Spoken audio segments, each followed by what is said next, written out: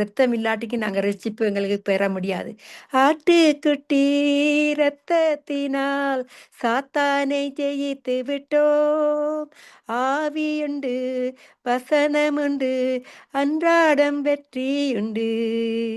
வாதையுந்தன் கூடாரத்தை அணுகாது மகனே.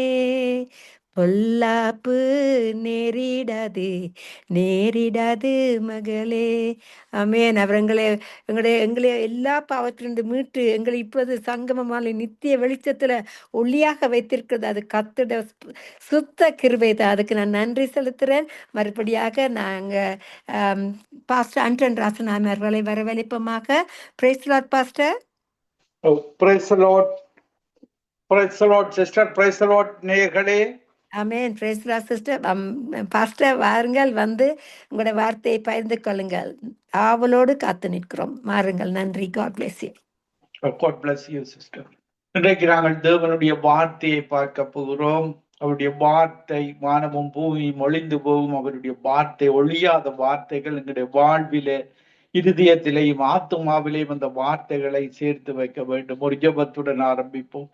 கிருபையும் இரக்கமும் பரிசுத்தமும் நிறைந்த எங்கள் அன்பு தகப்பனே, உம்முடைய வார்த்தைகள், பரலோக வார்த்தைகள், இந்த பூமியில ஒவ்வொரு மனிதனும் கற்றுக்கொள்ள வேண்டிய வார்த்தைகளை நீர் வேதாகமத்துல தந்திருக்கிறீர். அந்த வார்த்தைகளை நாங்கள் கற்றுக்கொண்டு அதை கேட்கிறவர்களாக மட்டுமல்ல, அதன்படி நடக்கிறவர்களாக எங்கள் ஒவ்வொருவரையும் மாற்றும். எங்கள் கேட்கிற ஒவ்வொருவரையும் மாற்றும். நாங்கள் உம்மை போல உம்முடைய வார்த்தையை யானவர் மாம்சமாகி இயேசுவாக வாழ்ந்து காட்டினீர். அந்த வார்த்தையின்படி நாங்கள் வாழ்ந்து உம்மை போல நாங்கள் நற்கிரிகைகள் செய்து வாழ எங்களுக்கு உதவி செய்யும்படியாக ஜெபிக்கிறோம். எல்லா பிரஸ்தாபங்களை பார்க்கலாம் வார்த்தையை மகிமைப்படுத்தி இருக்கிறீர். உம்முடைய வார்த்தையின்படி வாழ்ந்த அந்த பரலோக ராஜ்யத்தை ஒவ்வொருவரும் பெற்றுக்கொள்ள கிருபை செய்வீராக. துதி கன மகிமை ஒன்றான மித்தவனாய் உமக்கே செலுத்தி ஆண்டவரின் பெருமாய இயேசு கிறிஸ்துவின் நாமத்தில் ஒருவரையும் ஆசீர்வதித்து ஜெபிக்கிறேன். எங்களை எப்பொழுது நேசிக்கிறேங்க நல்ல பிதாவே, ஆமேன். நாங்கள் யோவான் 1 அதிகாரம் 1 வசனத்துல பார்க்கும் பொழுது, ஆதியிலே வார்த்தை இருந்தது, அந்த வார்த்தை தேவனிடத்தில் இருந்தது, அந்த வார்த்தை தேவனாக இருந்தது.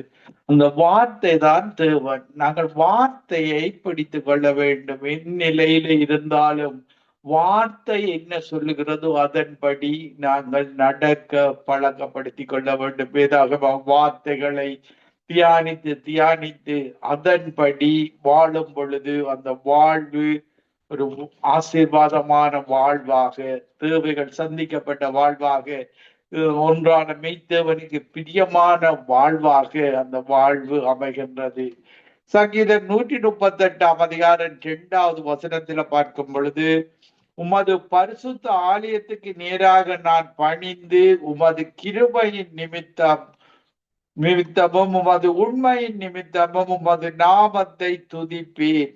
உமது சகல பிரஸ்தாபங்களை பார்க்கிலும் உமது வார்த்தையை நீர் மகிமைப்படுத்தி இருக்கிறீர்.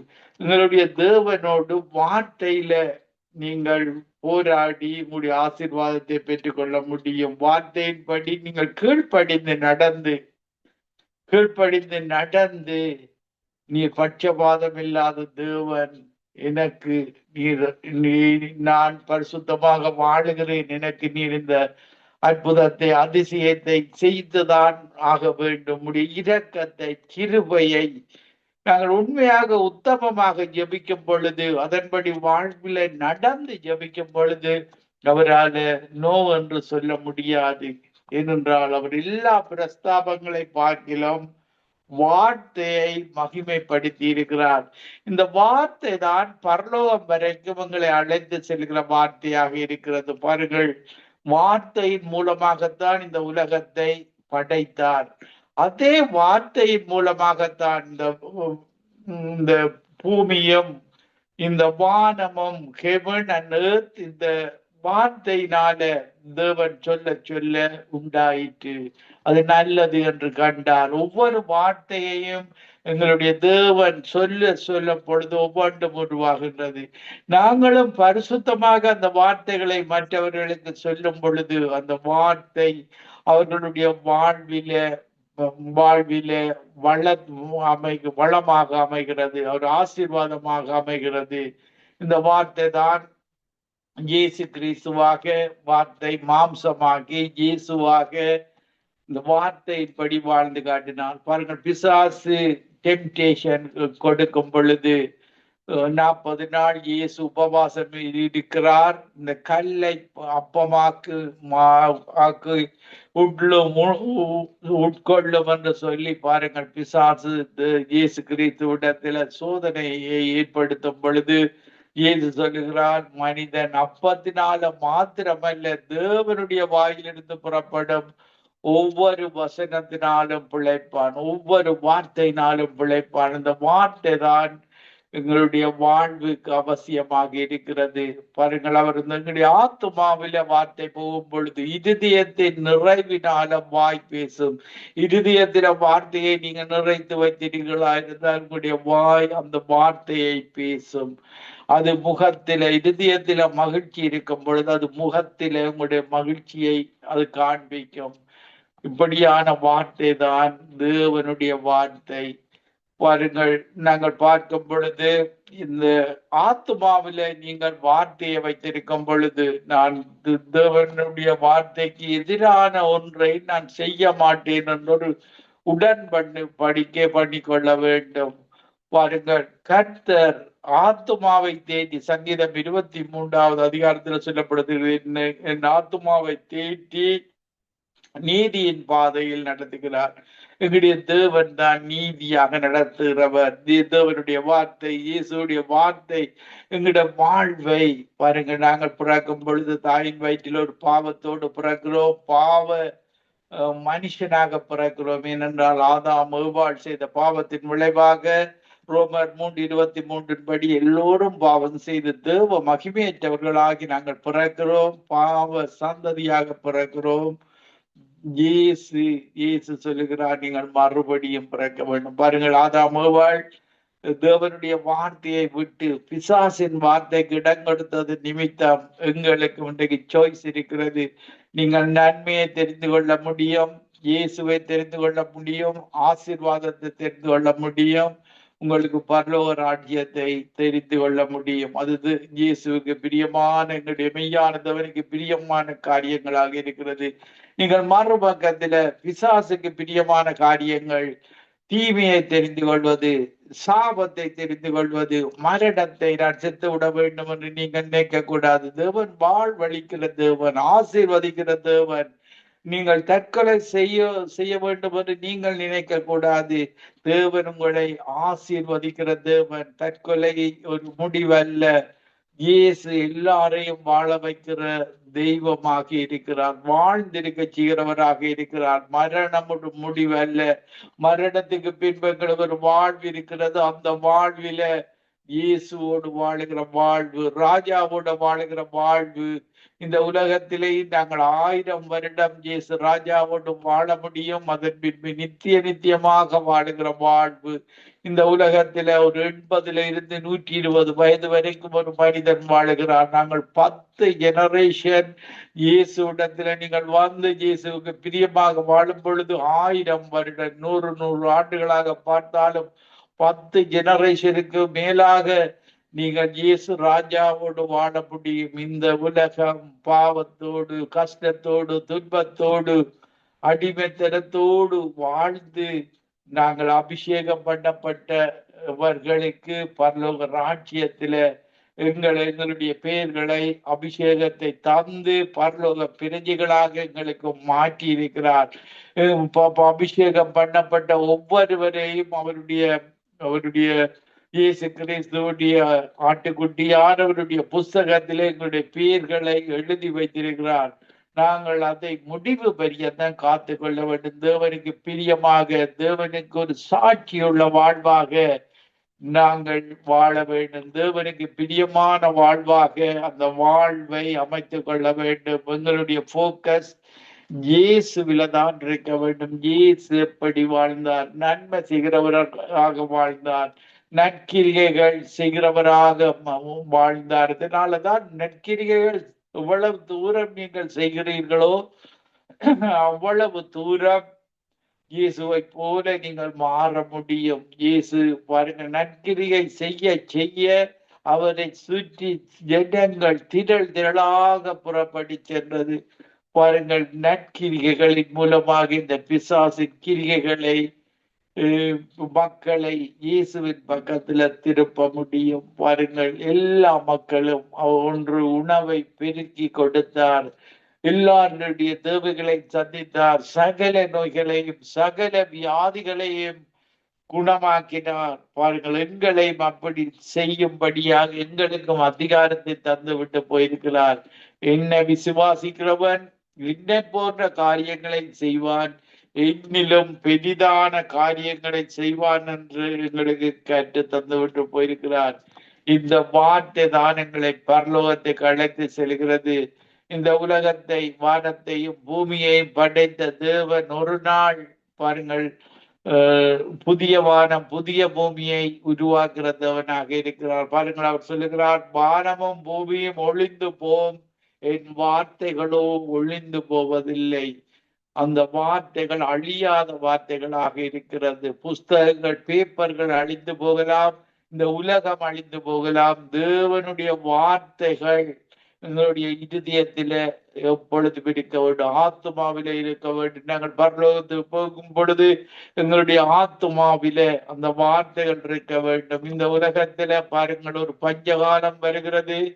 அந்த பஞ்சகாலம் வார்த்தை கிடைக்காத பஞ்சகாலம். அந்த காலத்தில நீங்கள் இப்பொழுதே இன்றைக்கு பல நாடுகளில பைபிள் வைத்திருப்பதற்கே தடை விதிக்கிறார்கள். ஒரு கொலை குற்றமாக சில நாடுகளில அதை பைபிளை வைத்திருப்பது ஒரு கொலை குற்றமாக மாற்றி இருக்கிறார்கள். பாருங்கள், இந்த வார்த்தை இது ஒன்றான மெய்த்தவனுடைய வார்த்தை. வானமும் பூமியும் ஒழிந்து போகும், அவருடைய வார்த்தை ஒழிந்து போகாத வார்த்தைகளை நீங்கள் இந்த காலத்தில் உங்களுடைய இருதயத்திலேயும் ஆத்மாவிலேயும் சேர்த்து வைக்க வேண்டும். பாருங்கள், ஆத்மாவில் இருக்கும் பொழுது அந்த ஆத்மா தேற்றப்பட்ட வாழ்க்கை, நம்பிக்கையுள்ள வாழ்க்கை. இன்மைக்கு பின்பு ஒரு புதிய எங்களுடைய இயேசு கிறிஸ்து புதிய சரீரத்தை தந்து அவரோடு அவருடைய ராஜ்யத்தின் பிரஜையாக அவருடைய ராஜ்யத்தில வாழ முடியும். 1000 வருட ஆட்சியில வாழ முடியும். பாருங்கள், இந்த வானமும் பூமியும் ஒழிந்து போகும். நாங்கள் வெளிப்படுத்தின விசேஷம் 21ஆம் அதிகாரம் 1வது வசனத்துல புதிய வானம் புதிய பூமியை படைக்கிற தேவனாக இருக்கிறார். பழைய வானமும் இந்த பூமியில பாவ உலகத்தின் இந்த வானமும் பூமியும் ஒழிந்து போகும். புதிய வானம் புதிய பூமியை படைக்கிற தேவனாக இருக்கிறார். அந்த இடத்துல பிசாசு இருக்க முடியாது.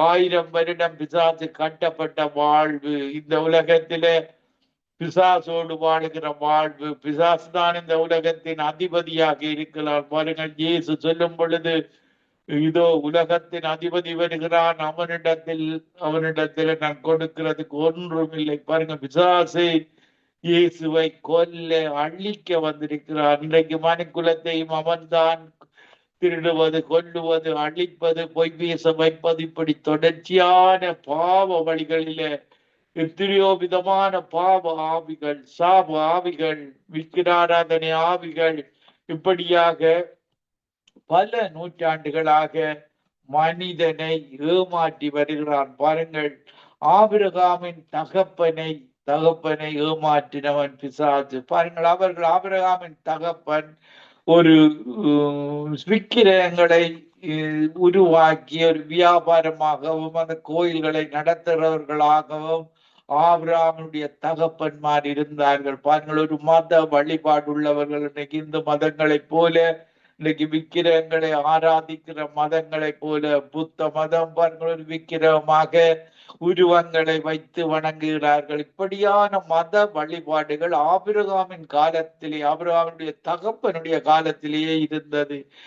இந்த இது இது தேவனுக்கு பிரியமில்லாத காரியம். எங்களுடைய தேவன் ஒரு அழகுள்ளவர், எங்களுடைய தேவன் உயிர் உள்ளவர், இயேசு கிறிஸ்து உயிர் உள்ளவர். இப்படியான உயிருள்ள அழகுள்ள தேவனை ஒரு அருவருப்பான விக்கிரகமாக ஆக்கலாமா என்று வேதாகமத்தில் கேட்கிறார். பாருங்கள், அவர் உயிர் உள்ள தேவன் இப்படி ஒரு செத்த ஒரு ஒரு ஒரு பொருளாக, சட பொருளாக, உயிரற்ற பொருளாக வைத்து இன்றைக்கு மூடத்தனமையாக அன்றைக்கு அந்த விக்கிர ஆராதனை மக்கள் இன்று வரைக்கும் அந்த அந்த விக்கிர ஆராதனை இன்றும் செயற்பட்டு வருகிறது.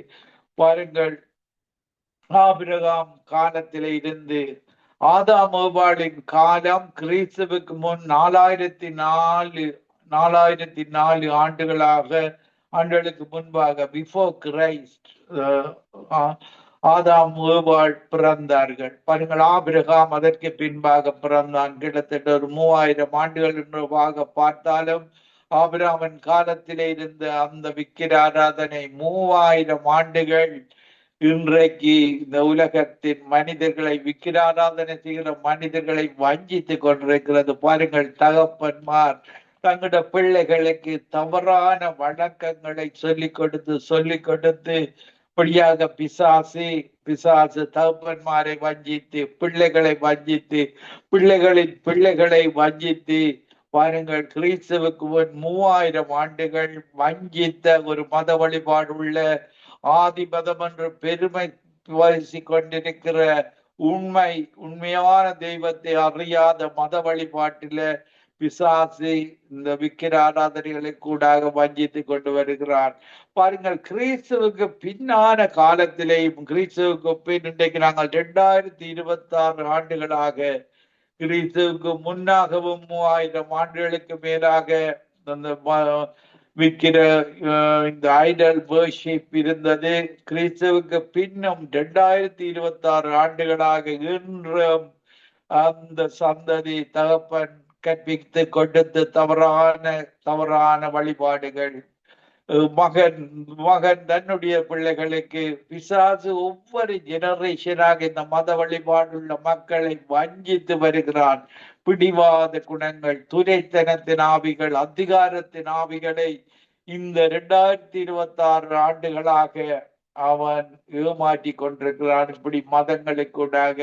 இதற்குத்தான் இயேசு வேண்டும். பாருங்கள், பிசாசு அவர்களுடைய சந்ததியில தொடர்ந்து மகன் பிள்ளைகளுக்கு கூடாக அதை பழக்கி கொண்டு, எங்களுடைய மதம் ஆதிகால மதம் என்று பெருமைப்பட்டு கொண்டு ஒரு விக்கிரகத்தை கும்பிடலாமா? இப்படியாக வேதாகமத்துல சொல்லுகிறார். பாருங்கள், ஆரம்ப காலங்களில விறகுகளினாலதான், மரங்களில தான் விக்கிரகங்களை செய்வார்கள். பாருங்கள், ஒரு பக்கத்து விறகை அவர்கள் உணவுக்கு பயன்படுத்துவார்கள், மறுபக்கத்தை கடவுள் என்று சொல்லி விக்கிரகமாக பயன்படுத்துவார்கள்.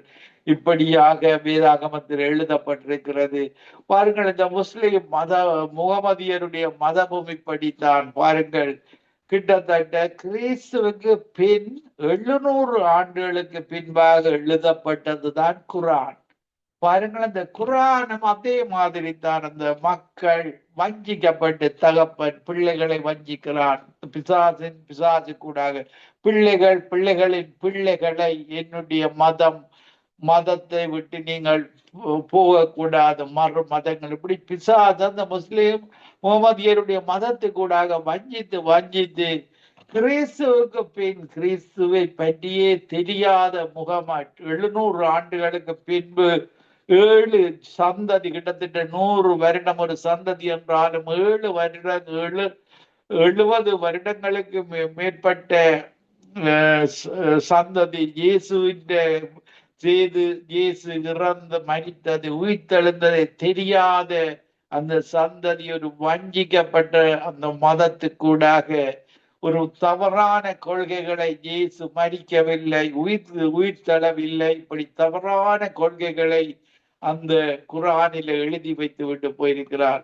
பாருங்கள், இப்படி அந்த இன்றைக்கும் அந்த மக்கள், முஸ்லிம் முகமதியர்கள் பாவம், அவர்களை பரலோக ராஜ்யத்துக்கு போகாதபடிக்கு பிசாசானவன் வஞ்சித்து கிட்டத்தட்ட 700 கிறிஸ்துவுக்கு பின் 700 ஆண்டுகள் என்றால் இன்றைக்கு 2200 ஆண்டுகளாக அவன் வஞ்சித்துக் கொண்டு வருகிறான். 1500 ஆண்டுகளுக்கு மேலாக பாருங்கள். அந்த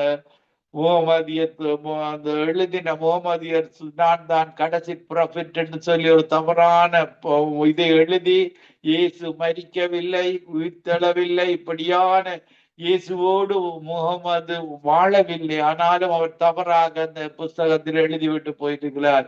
ஆனால் இயேசு கிறிஸ்துவோடு காலத்துல வாழ்ந்தவர்கள் தான் மத்தேயு, மார்க்கு, லூக்கா, யோன்.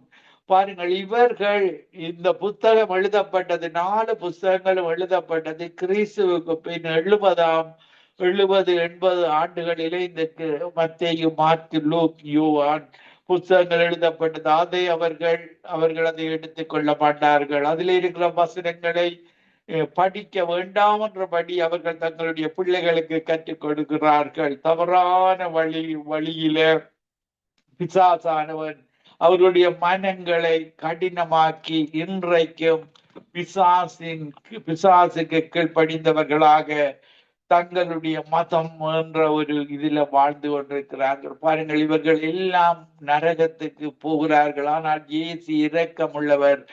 அவர்களும் நரகத்துக்கு போகாமல் தன்னிடத்துல வர வேண்டும் என்ற ஒரு விருப்பத்தோடு அன்புள்ளவர் தான் இயேசு.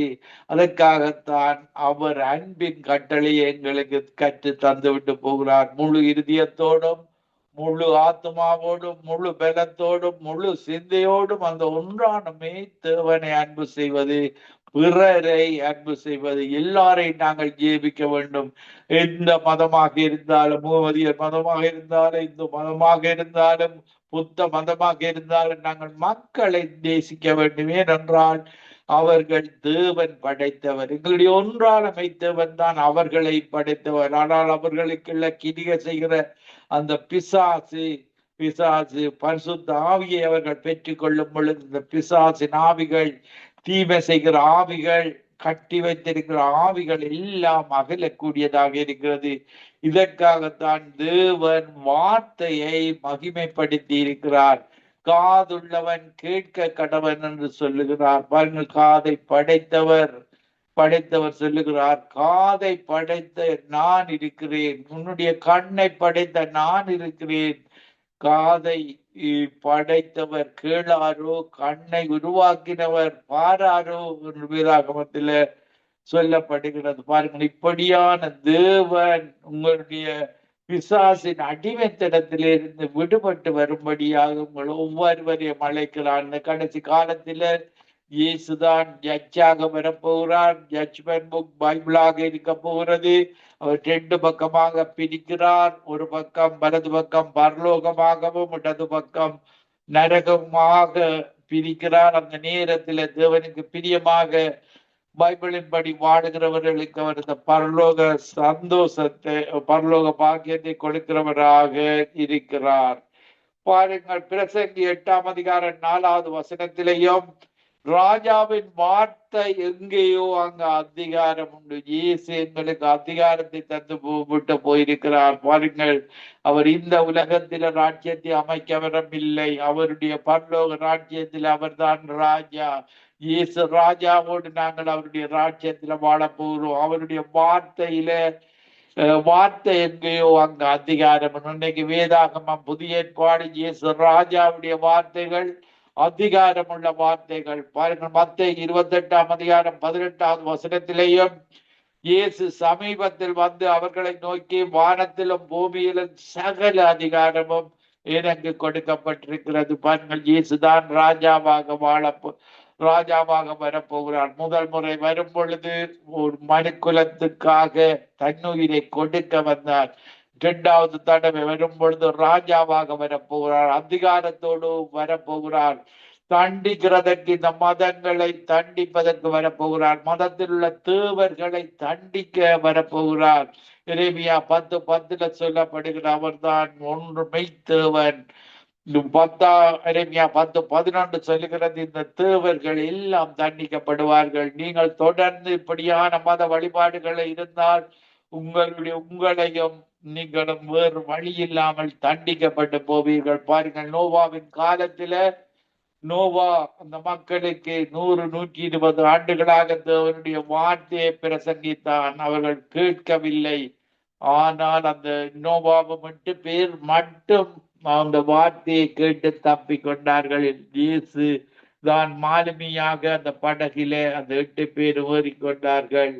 இது அவர்கள் இப்படியாக நீங்கள் ரட்சிக்கப்பட வேண்டும், நீங்கள் விடுபட்டு விடக்கூடாது என்பதற்காகத்தான் மத்தேயு 28ஆம் அதிகாரம் 19வது வசனத்திலே நீங்கள் புறப்பட்டு போய் சகல ஜாதிகளையும் சீசராக்கி பிதா குமாரன் பரிசுத்த ஆவியினாலே ஞானஸ்நானம் கொடுத்து நான் உங்களுக்கு கட்டளையிட்ட யாவையும் அவர்கள் கைக்கொள்ளும்படி அவர்களுக்கு உபதேசம் பண்ணுங்கள். இதோ உலகத்தின் முடிவு பரியந்தம் சகல நாட்களிலும் உங்களோடு கூட இருக்கிறேன். எங்களோடு கூட இருக்கிற தேவன் தான் ஆண்டவராகிய இயேசு கிறிஸ்து. நான் ஒரு பாடலை பாடி உங்களுக்காக நான் ஜெபிக்கிறேன். உம்மாலே நான் ஒரு சேனைக்குள் பாய்வேன், மதிலை தாண்டிடுவேன். ஐயா சோத்திரம், இசையா தோத்திரம். உம்மாலே நான் ஒரு சேனைக்குள் பாய்வேன், மதிலை தாண்டிடுவேன். ஐயா தோத்திரம், இசையா தோத்திரம். எனது விளக்கு எரிய செய்தீர், எனது விளக்கு எரிய செய்தீர். இருளை ஒளியாக்கினீர், இருளை ஒளியாக்கினீர். ஐயா தோத்திரம், இசையா தோத்திரம். ஐயா தோத்திரம், இசையா தோத்திரம். மான்களை போல ஓடச் செய்தீர், உயர அமரச் செய்தீர். மான்களை போல ஓடச் செய்தீர், உயர அமரச் செய்தீர். ஐயா தோத்திரம், இசையா தோத்திரம். பெலத்தால் இடைக்கட்டி வழியை செவ்வையாக்கி, பெலத்தால் இடைக்கட்டி வழியை செவ்வையாக்கி வாழ வைத்தவரே, வாழ வைத்தவரே. ஐயா தோத்திரம், இசையா தோத்திரம். நீரே என் கண்மலை, நீரே என் கோட்டை, எனது அடைக்கலமே. நீரே என் கண்மலை, நீரே என் கோட்டை, எனது அடைக்கலமே, எனது அடைக்கலமே. ஐயா தோத்திரம், இசையா தோத்திரம். உம்மாலே நான் ஒரு சேனைக்குள் பாய்வேன், உம்மாலே நான் ஒரு சேனைக்குள் பாய்வேன், மதிலை தாண்டிடுவேன், மதிலை தாண்டிடுவேன். ஐயா சோத்திரம், இசையா தோத்திரம். ஆண்டவரே தோத்திரம், தோத்திரம். நிகழ்ச்சியை கேட்டுக்கொண்டு ஒவ்வொரு மக்களுக்காக ஜெபிக்கிறேன். அப்பத்தை கேட்டால் கல்லை கொடுப்பேனா, மீனை கேட்டால் பாம்பை கொடுப்பேனா. பொல்லாதவர்களாகிய உலகத்து அப்பாக்கள் தங்கள் பிள்ளைகளுக்கு நல்ல இவை கொடுக்க அறிந்திருக்கும் பொழுது எங்களுடைய ஐயா நீர் உம்முடைய பரிசுத்த ஆவியை இந்த நேரத்தில் ஒருவர் மேலும் ஊற்றுவது அதிக நிச்சயம் அல்லவா? ஒவ்வொருவரோய் நிரப்பி மகிழ செய்வீராக. உம்முடைய வார்த்தையை மகிமைப்படுத்தி இருக்கிற தேவன் கேளுங்கள், கொடுக்கப்படும் தட்டுங்கள், திறக்கப்படும் தேடுங்கள், கண்டடைவீர்கள். பரிசுத்த ஆவியை தட்டுங்கள், பரிசுத்த ஆவியை தேடுங்கள், பரிசுத்த ஆவியானவருடைய உதவியை பெற்றுக் கொள்ளுங்கள் என்று இந்த நேரத்திலே கேட்டுக்கொண்டிருக்கிற ஒவ்வொருவரையும் நிரப்பும்படியாக ஜெபிக்கிறேன். In the name of Jesus, mighty name of Jesus, holy name of Jesus. தூரத்துக்கு சமீபத்துக்கு நீர் ஒருவரே தேவன், 5 கண்டங்களுக்கும் நீர் ஒருவரே தேவன் என்ற அறிக்கை இடுகிறோம். இயேசு கிறிஸ்து நீர் ஒருவரே ரட்சிக்கப்படுவதற்கு கொடுக்கப்பட்ட ஒரே ஒரு நாமம் இந்த 5 கண்ட மக்களுக்கும் இயேசு கிறிஸ்து ஒருவரே என்பதை 5 கண்டங்களுக்கும் அறிக்கையிடுகிறோம். ஒவ்வொரு மக்களும் இயேசு கிறிஸ்துவின் நாமத்தில் ரட்சிப்பை பெற்று உம்முடைய தேவனுடைய பிள்ளைகளாக அந்த நித்திய வாழ்விலே கவலை இல்லாத, கண்ணீர் இல்லாத, துக்கம் இல்லாத, மரணமே இல்லாத ராட்சியத்தில் ஒவ்வொருவரையும் இழுத்துக் கொள்வீராக. துதி கன மகிமை உண்டான மெத்தவனாகிய உமக்கை செலுத்தி ஆண்டவரின் இரட்சகருமாகிய இயேசு கிறிஸ்துவின் நாமத்தில் ஒருவரையும் ஆசீர்வதித்து ஜெபிக்கிறேன். எங்களை இப்பொழுது நேசிக்கிற நல்ல பிதாவே, ஆமேன், ஆமேன், ஆமேன். ஆமேன், ஆமேன், ஆமேன். நன்றி பாஸ்டர், நன்றி. அருமையான வார்த்தை மூலமாக எங்களை ஆசீர்வதித்தீர்கள். என்னை விசுவாசிக்கிறவன் என்னிலும் மேலானவைகளை செய்வான் என்று கூறி, அப்பா உங்களுடைய வார்த்தை, கர்த்தருடைய வார்த்தை எங்களுக்கு பகிர்ந்து கொடுத்த உங்களையும் கர்த்தர் மென்மேலுமாக ஆசீர்வதிப்பாராக. எங்களோட பெயர்கள் கர்த்தருடைய ஜீவ புஸ்தகத்தில் எழுதியிருக்கிறது. அவருக்கு எங்களை ஒரு ஓப்பன் புக் மாதிரி இருக்கிறது. அப்படியே கர்த்தருக்கு